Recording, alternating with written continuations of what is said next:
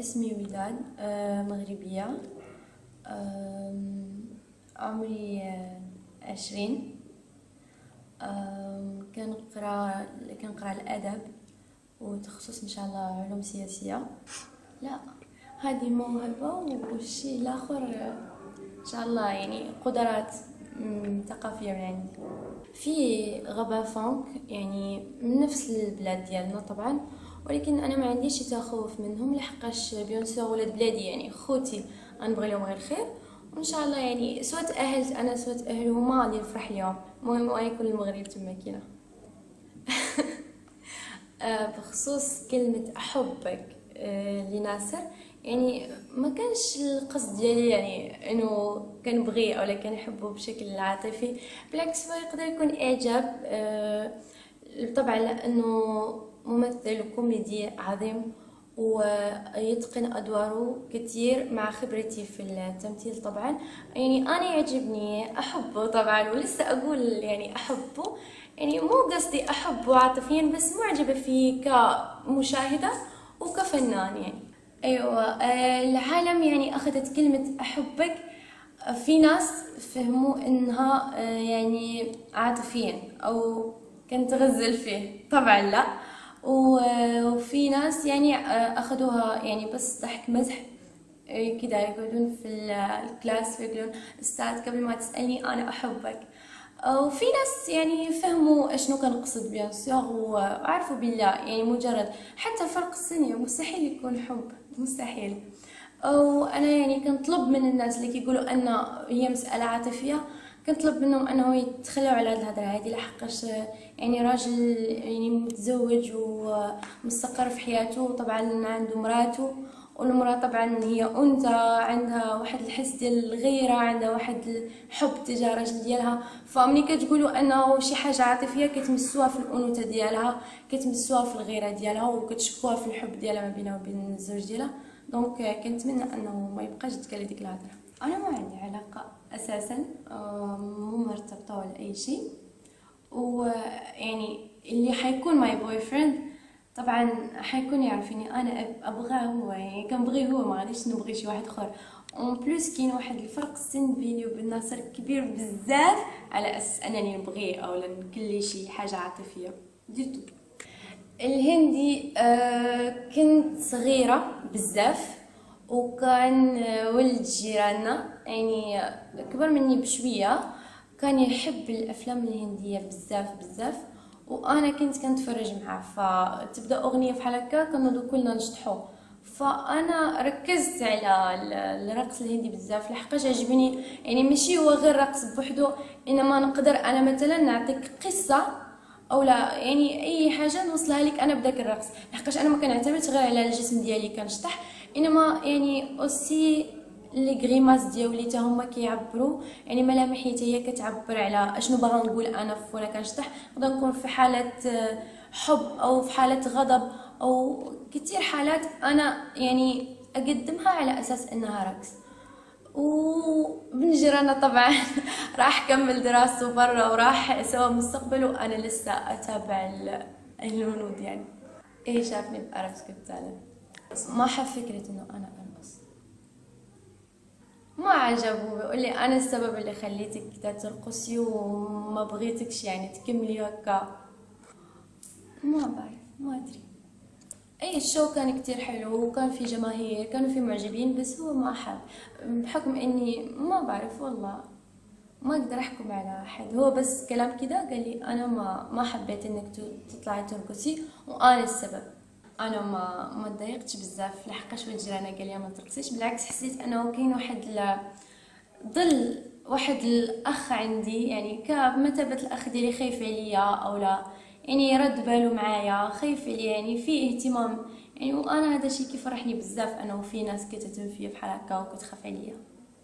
اهلي، انا طبعا اول بنت كانت لماما، يعني وجابتني ماما بعد بعد كتير سنوات الانتظار، فانا دلعت البيت، يعني لو نبغي ندير اي حاجه شي واحد ما تيقول لي لا، يعني اي حاجه انا بغيتها وغنديرها ونرتاح فيها ما كيخسرش لي خاطري بيان سور.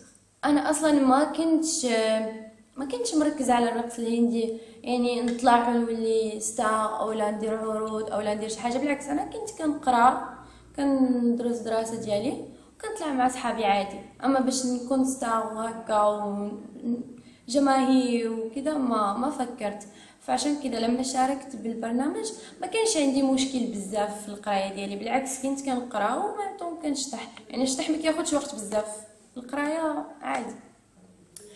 بعد البرنامج لو فزت يعني طبعا بتيجي عروض وهيك، بس بصراحة في كده هدف بغيت نوصله. الهدف هذا هو يدخل العالم المغربي لساحة بوليوود، وتكون أول عربية أو أول مغربية غادي تطلع في بوليوود. أعرف شوي بس في في معلومة انه في ممثلات في البوليوود مو هنديات ابدا، بس يعني اللغة تتعلم تنقرا فتنخل بسرعة.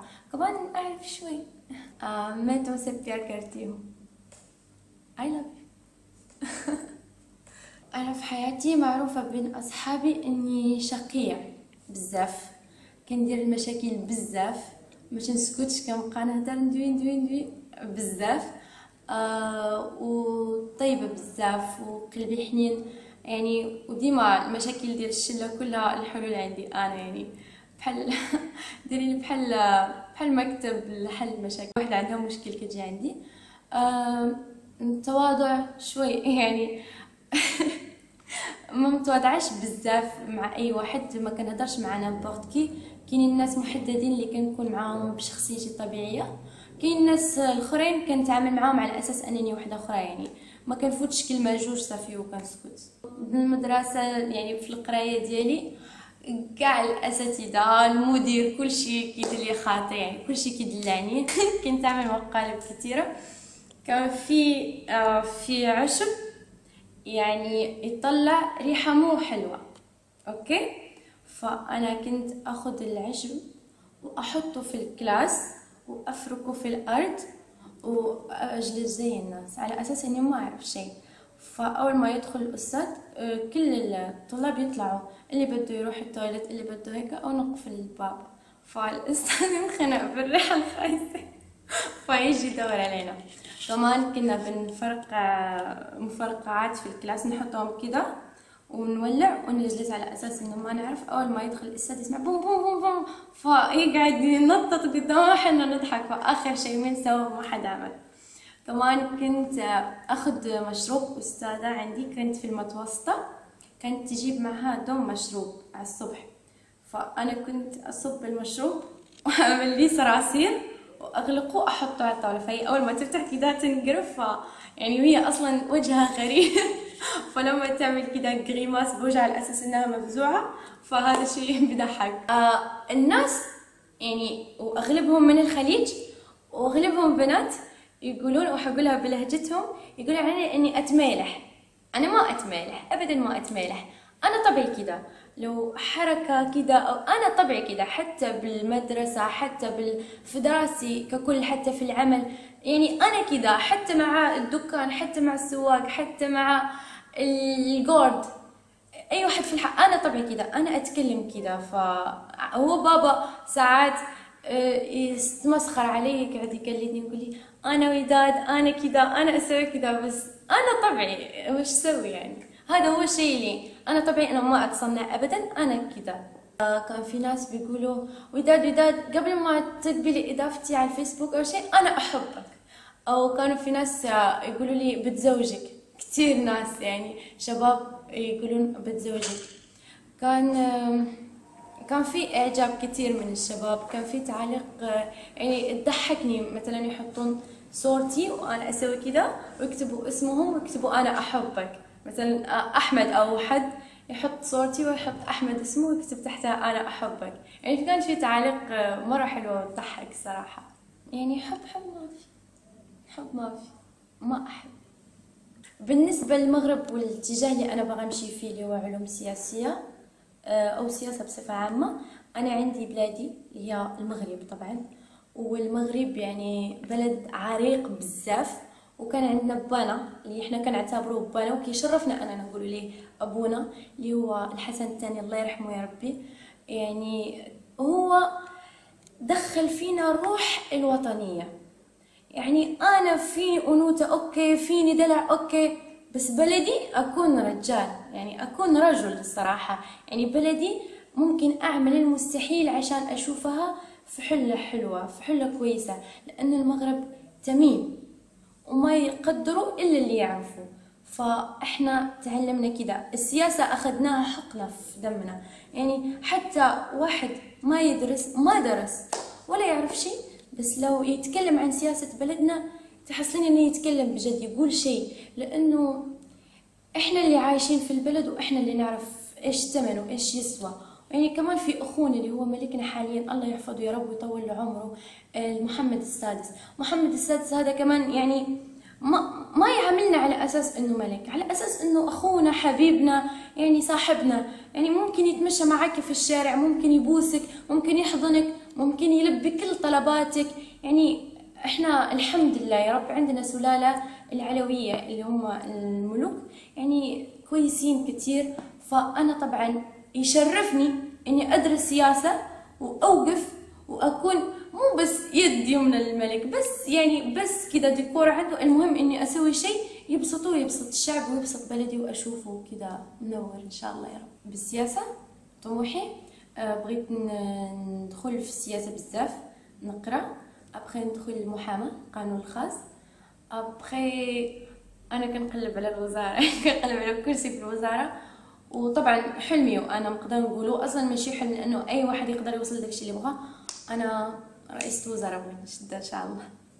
احنا بلد متفتح جدا، تكوني وزيرة وترقصي ما في مشكلة. احنا عندنا وزيرة كانت سابقا فنانة ممثلة ووزيرة، وقت الوزارة وقت الشغل رجال يشتغل، وقت الفن ممثلة ممكن تمثل لك دور خادمة، بس اول ما تطلع من البلاتو رجال واقف، يعني في حضور. يعني احنا ما عندنا مشكلة ابدا انك ترقصي، احنا تعلمنا، احنا ثقافتنا رقص وثقافتنا غنى وثقافتنا دراسة وثقافتنا، يعني عندنا ثقافات كتير. فما عندنا مشكلة لو كنتي وزيرة وترقصي، بالعكس عادي. المهم انك تأدي واجبك بجدية، انك تقدمي شيء للشعب، انك تبسطي الشعب وتبسطي نفسك وتريحي ضميرك، هذا اهم شيء.